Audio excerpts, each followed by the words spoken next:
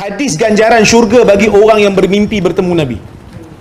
Tuan-tuan, pertama sekali orang yang bertemu Nabi ni, orang mimpi jumpa Nabi ni rezeki. Tu kita tak beza pendapat. Kalau dia baca hadis, dia tengok sifat-sifat Nabi tu sama macam mana yang dia nampak dalam mimpi, tu rezeki besar untuk dia. Ya? Tapi kalau orang yang mimpi jumpa Nabi, confirm ke dia masuk syurga? Tak confirm. Rezeki je lah, tapi tak confirm.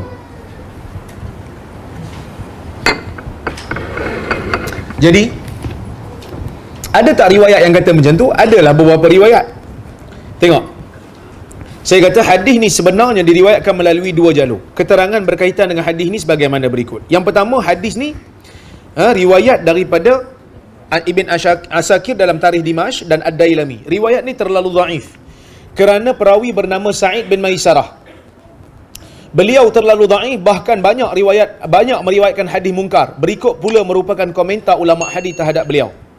Yahya Al-Qattan menganggap beliau pendusta. Imam Bukhari mendengar daripada Anas bahawa beliau Sa'id bin Maisarah mungkarul hadis. Abu Hatim mengatakan mungkar hadis. Mungkar hadis ni perawi hadis mungkar. Dhaif, beliau meriwayatkan daripada Anas hadis-hadis mungkar. Kemudian kata Ibn Hibban, dikatakan beliau tidak pernah berjumpa Anas, tetapi beliau meriwayatkan daripada Anas hadis-hadis palsu yang tidak menyerupai hadis Anas. Hal ini seolah-olah beliau meriwayatkan daripada Anas daripada Nabi SAW apa yang beliau dengari daripada cerita-cerita rekaan penglipu lara.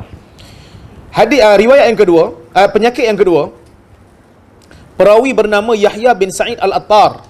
Beliau juga dhaif di sisi majoriti ulama hadis seperti Yahya bin Ma'in, Ibn Khuzaimah, Al-Uqaili, Ibn Adi, Ibn Hibban dan Daraqutni. Oleh yang demikian, hadis ini dinilai oleh Ibn Adi sebagai tidak terpelihara, iaitu hadis mungkar. Jalur yang kedua dan jalur yang ketiga, saya komen sekali, kerana jalur yang kedua dan ketiga ni dia ada persamaan, iaitu kedua-dua riwayat ni adalah riwayat pengarang kitab Tafsir Al-Ahlam. Okey? Setelah saya meneliti kedua-dua riwayat ni, maka saya dapati bahawa riwayat ini tidak pernah disebut oleh ulama hadis mutaqaddimin dan mutaakhirin. Mutaqaddimin yang awal, mutaakhirin yang akhir. Ibn Adi sebagai contoh tidak menyebut hadis ni mempunyai jalur lain selain daripada jalur pertama. Begitu juga Az-Zahabi dalam Mizan Al-I'tidal dan Al-Muttaqi Al-Hindi. Manakala Kanzul Ulmal tidak menyebut jalur lain untuk hadis ni selain daripada jalur pertama. So, yang nombor 2 dengan nombor 3 ni, ulama mutaqaddimin, ulama hadis tak kenal. Tak pernah sebut. Masa komen hadis ni, yang dia orang sebut cuma satu. Panel Fatwa Islam Web berpendapat bahawa berlaku tashif.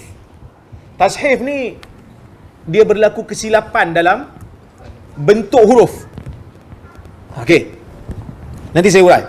Dalam sanad jalur kedua dan ketiga. Jalur yang sebenarnya adalah jalur pertama.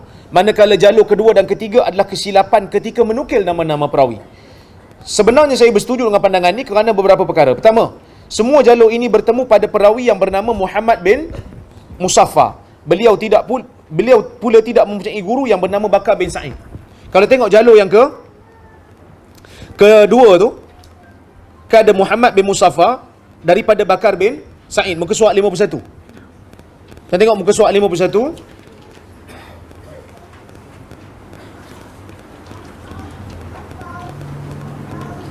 Muhammad bin Musaffa daripada Bakar bin Sa'id. Kalau tuan-tuan tengok jalur pertama, muka surat 50, Muhammad bin Musaffa daripada Yahya bin Sa'id. Okey? Satu daripada Yahya bin Sa'id, satu daripada Bakar bin Sa'id. Okey. Kemudian jalur ketiga pun dia kata Muhammad bin Musaffa Al-Himsi daripada Yahya bin Sa'id. Sekarang kita ada dua. Muhammad bin Musaffa ada guru nama Bakar bin Sa'id dan Yahya bin Sa'id. Bentuk perkataan, saya kata, bentuk perkataan Bakar dan Yahya dalam tulisan Arab sangat hampir. Bateri habis yang buat MP3. Okey. Bakar dengan Yahya kalau dalam tulisan Arab lebih kurang sama. Kalau tulisan tangan, dulu kan tulisan tangan kan? Bakar macam tu dengan Yahya. Kalau zaman dulu tulis. Jadi kalau ditulis tangan, kemungkinan untuk orang baca yang ni, dia boleh sengit sikit, nampak macam ada ruang untuk jadi Yahya. Kemudian bentuk perkataan Al-Attar dan Al-Qattan sangat hampir. Al-Qattan zaman dulu kan tak ada titik. Kalau ada titik pun tak apa nampak kan. Dengan Al-Attar,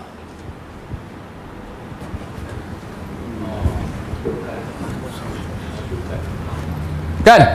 Okey. Bentuk perkataan Maisarah dan Muslim juga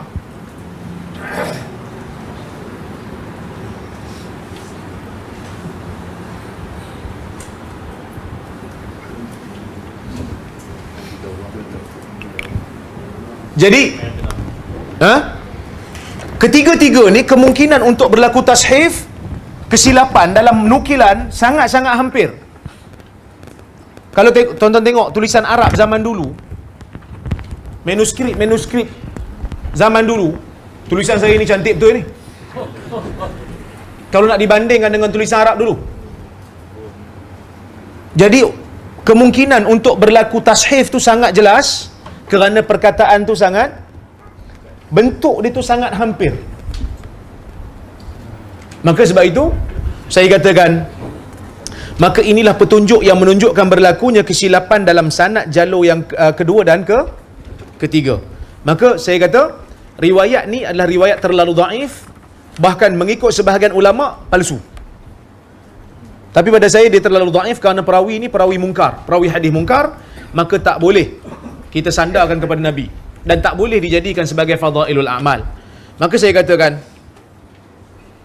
tidak dinafikan bahawa mimpi bertemu Nabi SAW adalah anugerah daripada Allah yang amat berharga. Cuma kelebihan syurga bagi orang yang bermimpi bertemu baginda ni tidak ada dalil yang sahih setakat ini. Maka perlu diingat bahawa seorang Muslim yang tidak pernah bermimpi jumpa Nabi bukanlah bermakna dia tidak saleh ataupun tidak mencintai baginda. Cuma saya ada komen satu lagi dalam blog saya, dalam web saya kata sepatutnya jangan banyak cerita lah pasal tidur ni. Pasal mimpi ni jangan banyak sangat cerita. Kita nak bangunkan umat, bukan nak suruh tidur banyak.